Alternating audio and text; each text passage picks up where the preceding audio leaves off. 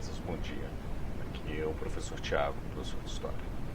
Hoje, a gente vai falar sobre a colonização portuguesa aqui no Brasil. Tá? Como os portugueses organizaram a exploração das riquezas do seu território na América, que recebeu o nome de Brasil. Tá? Vamos ao nosso material então. Vou reduzir aqui o tamanho da janela. Lá vamos nós. Então hoje a gente vai estudar a primeira parte, sobre a montagem desse sistema colonial no Brasil, ou como os portugueses colonizaram o Brasil para extrair daqui desse território as suas riquezas. A gente viu, algumas aulas passadas, que Espanha e Portugal acordaram entre si a divisão do mundo. Este acordo recebeu o nome de Tratado de Tordesilhas e ele foi feito em 1494. Pela forma como eles dividiram o mundo ali, uma parte da América acabou ficando do lado português do mundo. Nesse mapa aqui, tudo que é branco pertence ao lado português do mundo e tudo que é em amarelo pertence ao lado espanhol do mundo. Obviamente tratava-se das terras já descobertas ou por descobrir, tá? Então o Brasil já pertencia, já estava do lado português do mundo desde o Tratado de Tordesilhas em 1494, tá? Porém os portugueses só chegaram ao território brasileiro em 1500. Eles mandaram uma grande esquadra, na verdade a maior já vista até então, em direção à Índia, onde eles faziam comércio de especiarias. Essa esquadra, comandada por Cabral, afastou-se do seu roteiro original e aportou nas terras do Brasil em 22 de abril de 1500. Em 22 de abril de 1500, a esquadra de Cabral, que tinha como destino a Índia, aportou no Brasil. Tudo bem? Nos 10 dias em que Cabral permaneceu aqui no Brasil, ele travou contato com os índios tupiniquins, ali da região do sul da Bahia. Ele mandou escrever uma carta que foi enviada a Portugal, anunciando esse descobrimento, rezou uma missa, na verdade mais de uma missa, e ele também colocou aqui marcos indicando que essas terras e esse território pertenciam ao rei de Portugal. E além disso ele deixou aqui alguns degredados, são condenados pela justiça, que eram largados nos confins da terra para cumprirem a sua pena. Tudo bem? A Carta de Pero Vaz de Caminha. A esquadra de Cabral, ela tinha 1.500 homens, 9 naus, 3 caravelas e uma naveta só de mantimentos, de comida. Tá? Além de marinheiros, padres, soldados, eles também carregavam consigo os escrivães. O que são escrivães?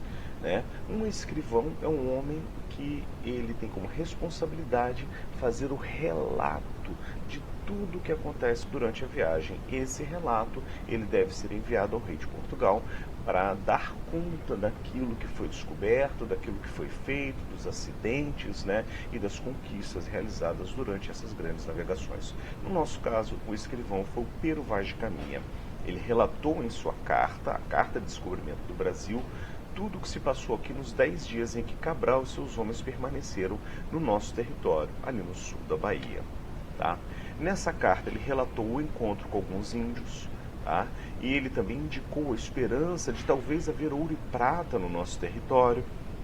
Ele se admirou da aparência dos índios, porque eles não cobriam a sua nudez com roupas, então ele relatou isso também na carta, o fato dos índios andarem nus nas florestas, e também indicando que eles eram muito pacíficos e que possivelmente aceitariam bem a conversão para a religião católica, lembrando que um dos objetivos das grandes navegações era espalhar a fé católica pelo mundo.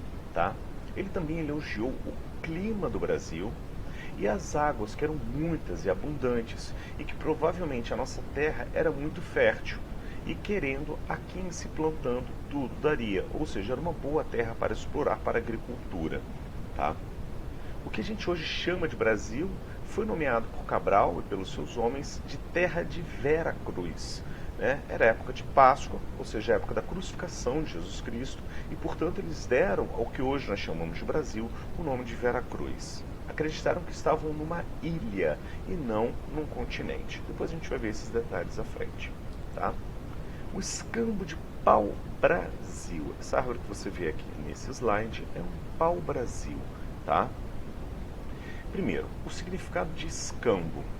Escambo é quando você faz uma troca de objetos sem utilizar dinheiro. Tá? Se você troca uma coisa por outra, você está fazendo um escambo. Se você dá para o seu amigo um livro e este lhe devolve um casaco, vocês trocam um livro por um casaco, vocês fizeram um escambo. Se ele, ao contrário disso, né, oferecer a você R$ 30 pelo seu casaco e você entregar o seu casaco por dinheiro, vocês fizeram um comércio. Tá? Então, escambo é diferente de comércio. No comércio, você troca uma mercadoria pela outra, na verdade, você vende a mercadoria em troca de dinheiro. No escambo, você troca uma mercadoria pela outra. Por que eu estou explicando isso? Quando os portugueses aqui chegaram, né, e depois das primeiras expedições de reconhecimento da nossa costa, eles viram que os índios não tinham mercadorias de valor para oferecer aos portugueses, para fazer comércio, que não havia ouro e prata, mas que havia aqui uma planta, uma árvore, né, de cujo caule, de cuja madeira você poderia retirar uma tinta vermelha que foi usada para tingir tecidos. Vendo o valor disso, os portugueses passaram a entregar aos índios miçangas, espelhos, facas e chapéus em troca da madeira. Os índios iam no interior das matas, cortavam a madeira, transportavam a madeira até o interior dos navios e recebiam essas mercadorias em troca. Os índios não conheciam o dinheiro. Não adiantava tentar dar dinheiro aos índios em troca da madeira, porque eles não tinham o que fazer com aquilo. Então, eles fizeram o escambo. Pegaram o que os portugueses tinham, que eles achavam interessante, facas, facões, machados, objetos de metal que eles não conheciam e trocaram pela madeira. Então, entre 1500 e 1530, o que os portugueses realizaram no Brasil foi apenas o escambo de pau-brasil com os índios.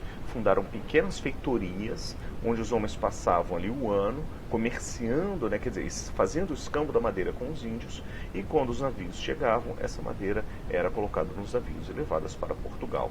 Aqui a gente tem, mais uma vez, a foto da árvore do pau-brasil, e aqui dá para ver claramente, olha, um machucado do caule da árvore, ou a tinta vermelha existente em seu interior. Tá?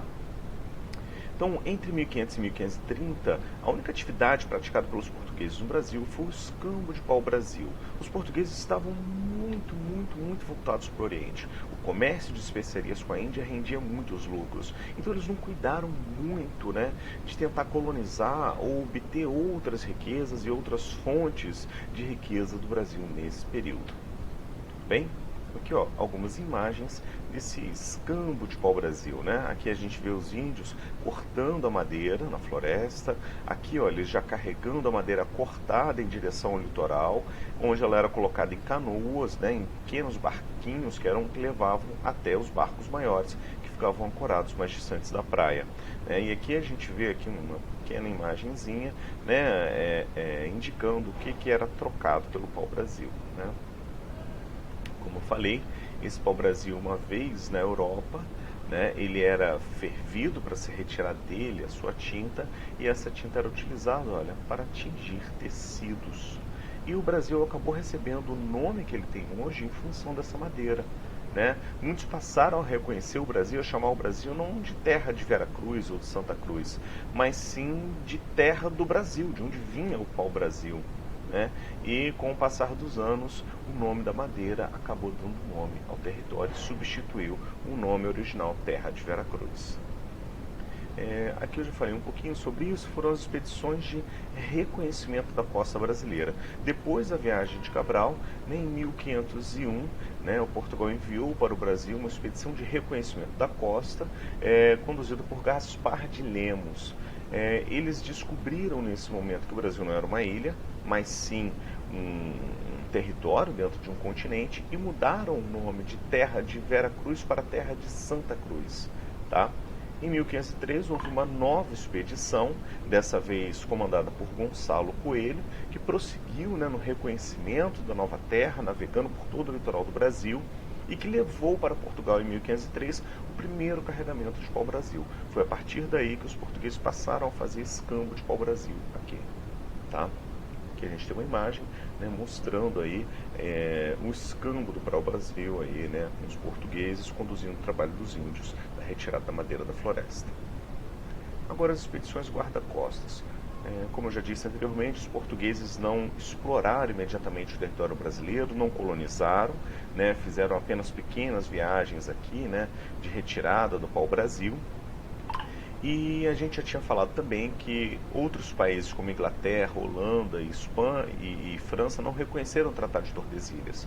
Os franceses, principalmente, passaram a frequentar muito o litoral brasileiro e a também fazer o escambo de pau-brasil com os índios. Isso motivou o rei de Portugal a mandar para cá expedições chamadas guarda-costas, tá? Foram duas expedições guarda-costas, tudo bem? A primeira delas foi em 1516 e a segunda em 1526. Nas duas expedições, o comandante foi Cristóvão Jacques e ele tinha por objetivo tentar impedir que espanhóis e franceses fizessem os campos de pau-brasil com os índios aqui. Somente os portugueses poderiam fazer isso, né? Então ele aprisionou alguns navios espanhóis, alguns navios franceses, tá? Tomou deles a sua carga, prendeu a sua tripulação. Tudo bem? Essas expedições elas também deixaram no solo brasileiro os primeiros povoadores brancos, porque na maioria eram degredados, né? Homens condenados pela justiça, que eram enviados para essas terras distantes e largados aqui à própria sorte. Muitos passaram a viver com os índios, casaram-se com as índias, e eles foram muito importantes na fase seguinte da colonização, quando os portugueses passaram a povoar o território e ter que lidar diretamente com os índios. Eles acabaram aprendendo o idioma dos índios e serviram como intérpretes, né, nas posteriores chegadas de colonizadores portugueses ao Brasil. Agora, a primeira expedição colonizadora. Essa expedição colonizadora ela foi liderada por Martim Afonso de Souza. Ela foi enviada para o Brasil em 1530 pelo rei Dom João III.